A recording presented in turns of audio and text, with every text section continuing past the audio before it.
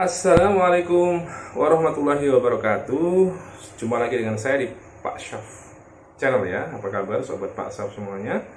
Semoga semuanya dalam keadaan sehat dan tetap semangat ya. Tetap patuhi protokol kesehatan. Semoga semuanya terhindar dari COVID-19 dan segera menjadi endemi sehingga kita bisa beraktivitas seperti sedia kala. Nah, kali ini Pak Syaf akan membuat sebuah konten yang cukup masih secret ya, terkait masih dengan beasiswa pendidikan Indonesia. Nah, saya dapat kabar dari orang dalam ya, ya, ada beberapa informasi dari sesama award di BPI terkait dengan adanya sedikit perubahan mekanisme pendaftaran atau mekanisme beasiswa pendidikan Indonesia tahun 2022. Oke, seperti apa perubahannya? Sebelumnya jangan lupa like, comment, share, dan subscribe Pak Syaf channel ya supaya segera monetize. Ya. Menurut info yang saya terima, ada sedikit perubahan terkait dengan skema dan juga mekanisme pendaftaran atau beasiswa pendidikan Indonesia atau BPI tahun 2022. Yang pertama adalah sebelumnya, di konten sebelumnya saya sudah menjelaskan beberapa jenis beasiswa yang difasilitasi oleh Pusrabdik ya. Di antaranya adalah S1 guru, S1 Tendik, kemudian S1 pelaku budaya, S2 calon dosen, dan juga S2 guru Tendik, S3 dosen PTVA, S2 dosen PTV dan pelaku budaya dan sebagainya.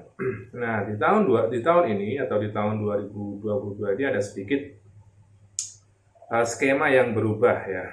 Kalau di tahun sebelumnya itu ada dua jenis, yaitu mahasiswa baru untuk semua jenjang dari S1, S2, S3, dan juga ada S2 ongoing ya, atau mahasiswa yang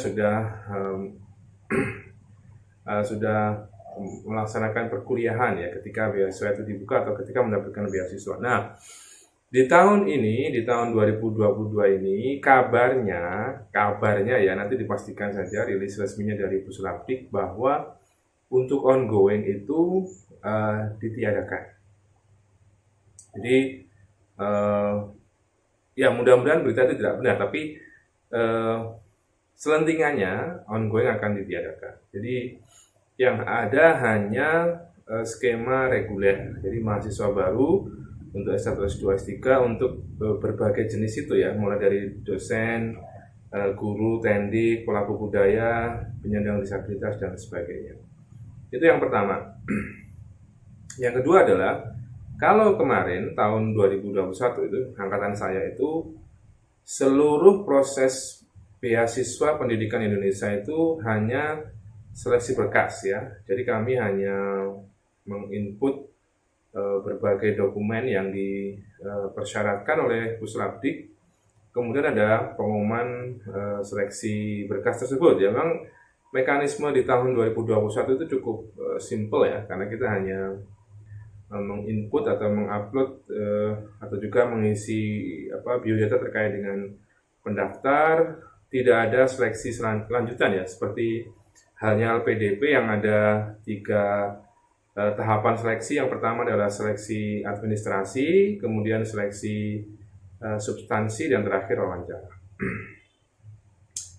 Jadi ya mungkin juga ya kita angkatan pertama mungkin agak beruntung karena tidak ada seleksi yang bertahap itu. Nah, kabarnya untuk tahun 2022 ini ada seleksi wawancara ya. Jadi kurang lebih mekanismenya mirip dengan mekanisme beasiswa LPDP. Jadi ada seleksi administrasi, berikutnya nanti ada tahapan wawancara juga.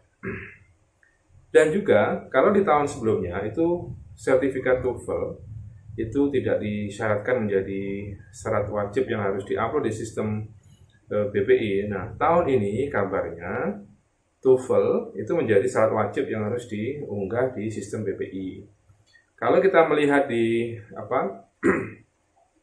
skor minimal untuk LPDP sebagai bandingan itu ya antara kalau tidak salah untuk S1 450, untuk S2 500, dan untuk S3 530. Itu harus ITP ya, bisa TOEFL, IELTS maupun ya nanti dengan berbagai konversinya ya. Tapi yang menurut saya paling terjangkau dan paling banyak diambil oleh calon mahasiswa itu adalah TOEFL ITP ya, karena ya secara biaya lebih kecil, biayanya lebih murah. Nah dibanding IELTS yang cukup mahal. Mungkin teman-teman yang ambil luar negeri ada yang dipersyaratkan untuk mengambil IELTS. Jadi gini skenario-nya, ada dua. Kalau tahun lalu itu TOEFL hanya menjadi syarat untuk mendapatkan LOE dari perguruan tinggi tujuan ya. Nah kalau tahun ini dengar-dengar kabarnya TOEFL itu juga menjadi syarat wajibnya gitu lah, syarat wajib ya hampir sama dengan LPDP. Mungkin banyak hal-hal baik yang diadopsi oleh BPI atau Puslapdi dari LPDP yang sudah berpengalaman menjalankan program beasiswanya itu. Jadi itu yang pertama. Tadi yang pertama adalah ongoingnya ditiadakan. Dengar-dengar ya, dengar dari orang dalam ya, bisa jadi benar. Yang kedua adalah TOEFL menjadi syarat wajib bukan hanya untuk internal perguruan tinggi, tapi untuk sistemnya LPDP.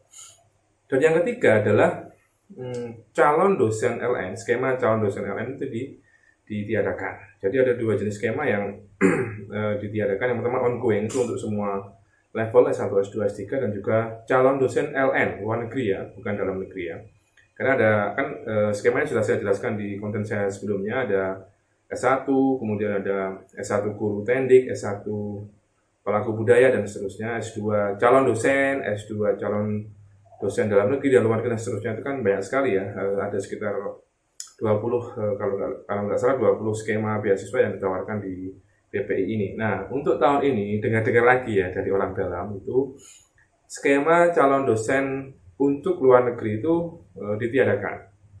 Jadi teman-teman yang berniat untuk mendaftar di luar negeri, bagi teman-teman yang calon dosen itu biasanya penting S1 ya, S1 mengambil S2, S2-nya di luar negeri untuk skema calon dosen. Kembali mereka jadi dosen di berbagai institusi. Nah itu adalah sedikit selentingan kabar dari orang dalam yang saya terima, dan saya sebagai awardee angkatan pertama ya ini bukan dapat informasi yang resmi, tapi ya berbagi lah, siapa tahu ada teman-teman yang berminat untuk mendaftar, kemudian dapat menonton video ini bisa lebih dipersiapkan ya. Jadi itu kesimpulannya apa? Bagi teman-teman yang akan mendaftar di tahun 2022 ini pastinya tantangannya lebih berat ya, karena tidak hanya seleksi berkas, ada seleksi lanjutan, ada wawancara yang juga cukup menyita energi dan pikiran ya. Kalau saya juga dulunya nonton video-video teman-teman tentang testimoni maupun best practice ketika mereka tes wawancara LPDP, karena ya memang baru pertama ini ada wawancara di BPI ya, mudah-mudahan nanti bisa belajar banyak dari teman-teman juga yang pernah mengikuti LPDP sampai di tahap wawancara, bahkan sudah sampai lolos beasiswanya. Jadi what's next-nya adalah teman-teman yang akan mendaftar harus mulai dari sekarang, karena dengar-dengar akan awal April akan dibuka ya pendaftarannya BPI ini, yang khususnya yang mau S3 dosen itu yang menurut saya cukup challenging juga. Sudah saya jelaskan juga di konten saya sebelumnya adalah bagaimana kita mengurus rekomendasi dari Dikti setempat ya. Itu sangat lumayan ya. Jadi stepnya mulai dari rekomendasi atasan, surat izin atasan, kemudian rekomendasi untuk mengurus rekomendasi Dikti dan seterusnya.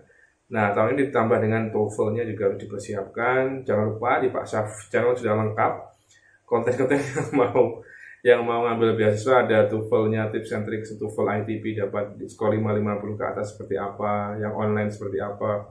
Saya juga membahas beberapa skill yang biasanya diujikan di listening, di structure maupun di reading ya. Jadi kalau mau subscribe Pak Syaf channel sepertinya sudah lengkap ya, untuk apalagi bagi scholarship hunter sudah cukup lengkap konten-kontennya, mudah-mudahan bermanfaat ya. Nah, untuk yang informasi inilah mudah-mudahan juga sangat bermanfaat bagi para calon pelamar PPI supaya tidak kaget nanti ketika rilis resminya dikeluarkan mungkin awal April ya oleh Pusdikdik.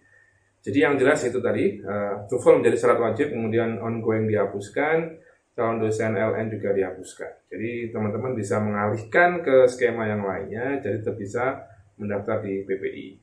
Sekian konten dari saya. Kalau mau tanya-tanya silahkan menghubungi kontak yang ada di deskripsi channel Pak Syaf Channel ya. Lengkap di sana, bisa pakai Telegram, bisa pakai WhatsApp ataupun sosial media yang lainnya. Oke, stay tune, stay safe. Jangan lupa seperti biasa pesan Pak Syaf Channel supaya like, comment, share, dan subscribe Pak Syaf Channel sebanyak-banyaknya.